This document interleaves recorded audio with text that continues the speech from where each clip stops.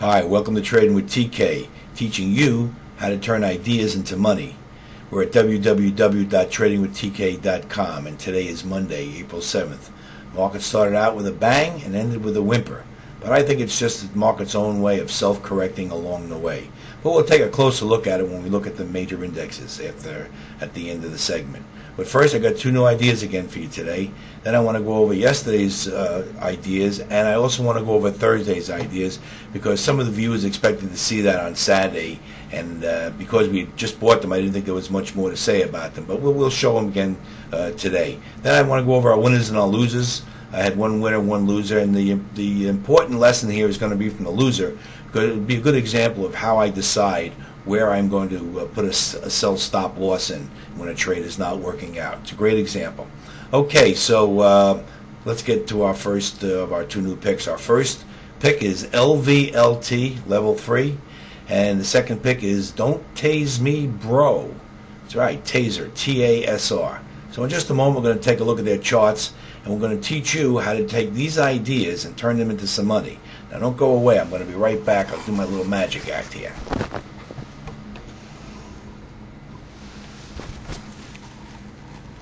Okay, we're looking at a daily bar chart of LVLT.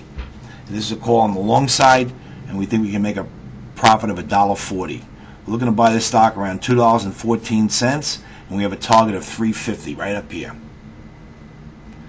Let's zoom out and show you that. It's way up here. Zoom back in. And it's obvious what we see. Left shoulder, right shoulder, head. Reverse head and shoulders. Bullish formation. And you got to remember, this stock was a Wall Street favorite at around $6.50 a share. And here we are down here at 2, and you can't find a friend of it anywhere except right here at Trading with TK. Now, do not chase these stocks. When you go in the morning, the idea is to sneak into them down in here, because each one of these stocks has their own internal clock, and they go when they're ready. I don't care if there's 50 buyers in there buying it. If they're buying it too early, they got to sit and wait. They got to wait for the stock to make its own move. The idea is to sneak into it. So tomorrow morning I expect some weakness, so buy it down in here. So let me recap that. That's LVLT. That's a call on the long side. We're looking to make a profit of $1.30. Don't chase them. Our next call is Taser, T-A-S-R. And this is a call on the long side, and we'll be looking to make a profit of $2.60. We're looking to buy this stock around $10.14. Just about where it closed would be a great spot. A little cheaper is even better. We have a target of $12.80 right up here. And I'm going to show you the smallest reverse head and shoulders you're ever going to see. But nevertheless, it's a reverse head and shoulders. Left shoulder is 1 bar.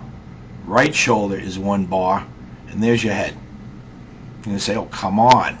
Well, we'll see how it develops. There it is there. Because we've already got the first step, the breakout and the pullback. And this is where you want to buy the stock, down in here. Don't chase these stocks. If someone else is pushing them up, let them. It'll come back down later on. So somewhere down in here would be ideal. Recap. Taser, call on the long side, looking to make a profit of $2.70. Now we're going to take a look at the two stocks we recommended on Friday. First one is BBI, Blockbuster. We bought this stock today at $3.50. We've still got our target here at $5.70. Still like the stock, and we're just waiting for it to get up there. Our next recommendation was ATML, and we bought this stock today. We paid $3.50. Our target is $4.60, right up here. Still in this great looking ascending triangle. And like I said, they have their own clocks. They're going to go when they want to go. This looks ready to me, but it'll decide when it wants to go. So that was our pick from Friday. Then we're going to take a look at CDL from Thursday. Everyone kind of jammed in this one. Right now it's sitting pretty close to its support area. It gets a technical plus merit today for making a new high. Even though it closed down, it's important that it made a new high. Worst case scenario on any kind of pullback, and I don't want you to panic, it could touch this spot right here. But I don't believe it's going to stay there very long. So if it does, just close your eyes for a while. And the other one was Seed, S-E-E-D. Now let's go backwards. This is the day of the video I recommended it. I remember saying, don't chase them. I remember saying, if it comes in weakness, down in here is where you want to buy it. Next thing I know, boom, everybody's up here.